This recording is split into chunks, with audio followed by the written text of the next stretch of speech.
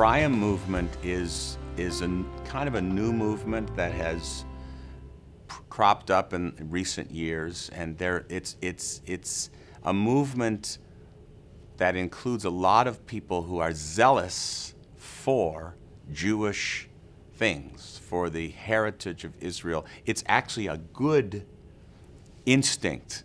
They look at their lives in the church and they say, well, the church is a wonderful thing, but a lot of our churches, they think that this faith began at the Wittenberg door with Martin Luther. You know, they think that that's where it began.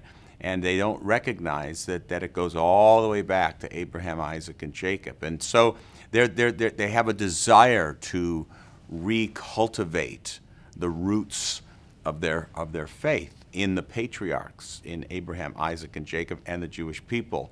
However, that zeal can be misplaced because now there's an assumption, if I understand it correctly, that believers, people who become to faith in Jesus or in Yeshua, that they are almost necessarily part of the tribes of Ephraim, the 10 tribes spoken of in the scriptures, Judah and Benjamin being the southern tribes, the 2 tribes of the south, and the 10 tribes of the north. They assume that they were scattered across the face of the earth, and that if you come to faith in the Lord, it just shows that you are one of the scattered tribes of Israel. But there's nothing to really back it up. I have people asking me, what tribe are you from? And, you know, because I'm Jewish. And I said, well, I live in Cleveland when I was growing up, so I followed the Cleveland Indians. They were my tribe. But beyond that, I don't know what tribe I come from, and it doesn't really matter. God knows what tribe I'm from.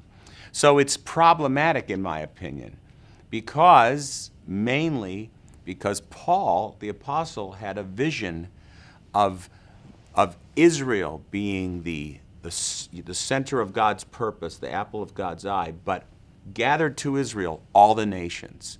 So he had an understanding that the gospel is the power of God unto salvation to the Jew first and also to the nations. So if everyone's a Jew, where are the nations? And so it completely homogenizes the message of the gospel, in my opinion. So my feeling is you should be who you are. That's who God made you to be. And embrace the Jewish roots, embrace the Hebraic roots, but with an eye and a mind toward reaching the Jewish people who are not believers and bringing them into covenant with God. That, to me, is the gospel.